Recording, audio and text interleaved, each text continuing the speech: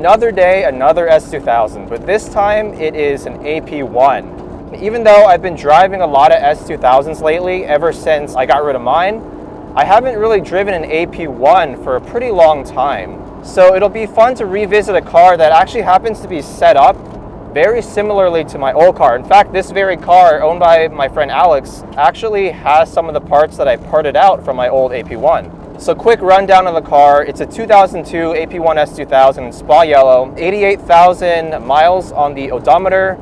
It is primarily a track car, but it's also set up to be street friendly. It has the Saki Bomb FP Sport spec Öhlins with a 13K front, 11K rear spring rate. It's got an AP Racing front big brake kit and an Urge rear brake kit with the stock calipers. It's got an adjustable Carceps front sway bar, Wed Sport 17x9 wheels with Maxxis 200 treadwear tires, Comtech intake and a Fujitsubo exhaust. No other power mods. Oh, it does have a test pipe, but there's no tune or anything. It's pretty much stock power, maybe plus 5 horsepower over stock at most.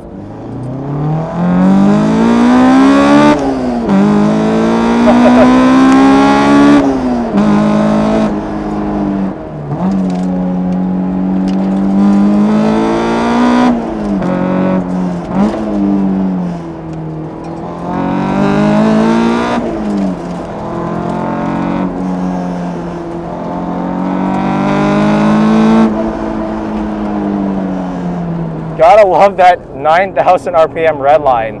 What I love about the AP1 and the 04 to 05 AP2 is the traditional cable throttle, which is just really direct, really responsive compared to the 06 Plus throttle by wire, which I've never been a fan of in stock form. You can tune that throttle by wire to be more responsive, but out of the box, the 2000 to 2005 throttle response is by far the best. The AP1 also has a lighter flywheel, which helps the response as well. These brakes are monstrously good.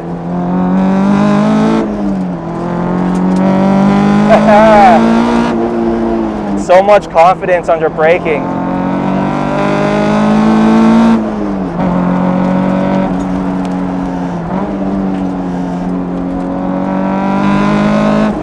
This car actually feels faster than I remember the AP1. I think this is the way to go. I went with the AP2 motor with this original AP1 transmission. And the AP1 tranny has longer ratios, like the second and third gear, I think, are both longer. This combo actually makes more sense to me. AP1 engine, so you have more flexibility with the revs. At least you have more revs with the shorter gear ratios of the AP2 transmission.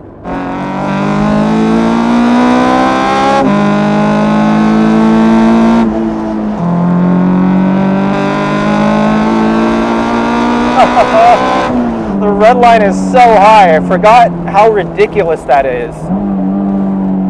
When I think it's time to shift based on the sound, I look down and there's still another 1,500 RPMs to go.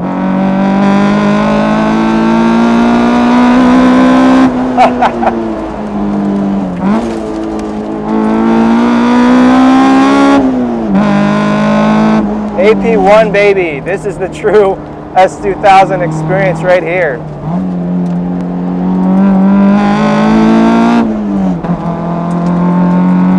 I gotta stop short shifting this thing. Plenty of grip from these Maxxis VR1 tires. I've never tried this tire before. Feels like a pretty solid option for a 200 treadwear tire. And these are actually only 245s all around. I love the fact that I'm so comfortable with this road now, and I've driven so many different cars on it, that it's really a good apples to apples comparison when comparing different S2000 builds that I drive.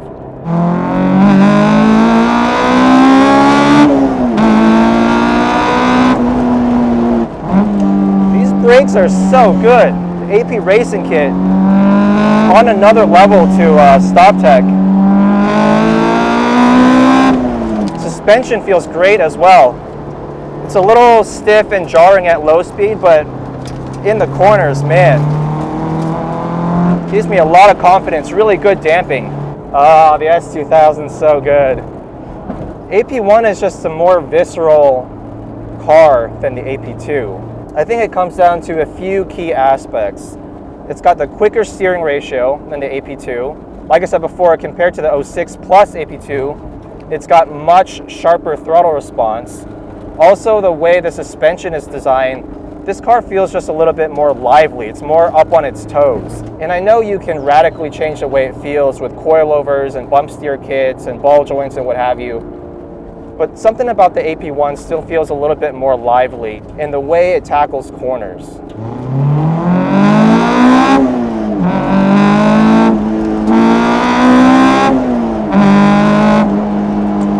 And I'm really digging this Fujitsubo exhaust. It's a lot milder than the EVS 70mm that I drove in the last car. At lower RPMs, it's actually pretty tame. But once you get it in the VTEC, it sounds really, really nice.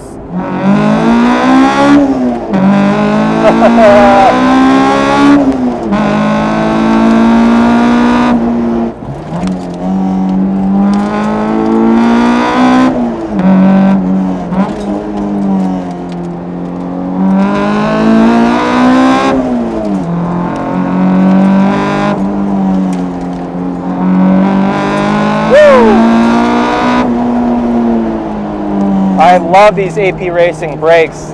Oh my gosh, this car is so good. I honestly love what Alex has done to it. I reviewed this car a while back, years ago. Now it just feels on a completely different level. Like I said, the brakes give me so much confidence.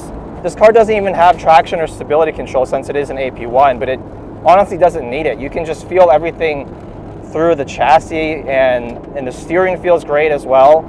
I definitely prefer the AP1 quicker steering ratio.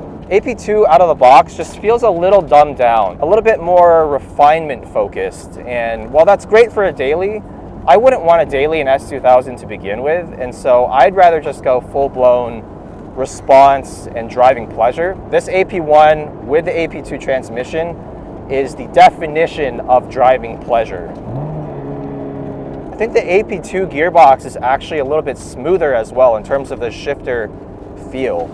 I can just bang off those downshifts really, really effortlessly. And this car is proof that you don't need a wide body kit, you don't need crazy aero, a wing and a splitter, you don't need a supercharger. All you need is some basic chassis mods to really make the S2000 shine. I mean, Honda did such a good job designing this car from the factory. You really don't need a whole lot to make it feel amazing. Suspension, brakes, wheels, tires, and like a proper bucket seat. But I do think that this might be my new favorite combo of engine and transmission in an S2000. I think if you go all out bolt-ons and tune, you can make an 06 plus S2000 feel amazing. But out of the box, I mean, this car doesn't have any power mods other than just basic bolt-ons, but it just feels so good. I mean, this is the stock flywheel as well. The AP1 flywheel is perfect. Now, my buddy Alex is following me right now in my 997. I can't wait to just hear what he thinks about that car. I think personally, I have so much more confidence driving this road in an S2000. Obviously, that comes down to seat time partly, but also, man, the S2000 is just such an easy car to drive. It just feels so natural. That front engine, rear drive layout. The stock LSD does a really good job at just allowing you to control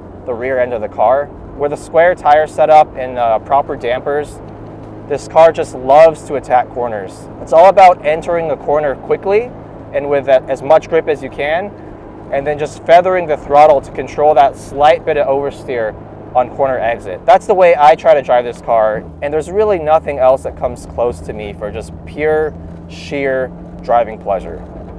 It honestly makes me wonder if there's ever going to be another car that I drive that gives me this many smiles per gallon. I've praised a lot of different cars I've reviewed lately, like the Lotus, at least the Lotus Exige. Those are great cars, but I don't feel like I'm pushing those cars as hard as I push the S2000. What other cars are out there that you guys think are as enjoyable as the S2000 to push on a windy road? I'm not talking about a racetrack. I'm talking about just a windy road driving at 70 to 80%. I feel like I've tried basically everything at this point. Maybe like an AE86 could be as enjoyable, but I've never driven one that's truly set up to the point where it has enough power to match the grip in the chassis. Maybe an F20 swapped AE86, I don't know. You guys let me know if you know of any cars that you think match that description. Please refer them to me. At this point, I'm just grasping at straws trying to find something that gives me as much driving enjoyment as this car.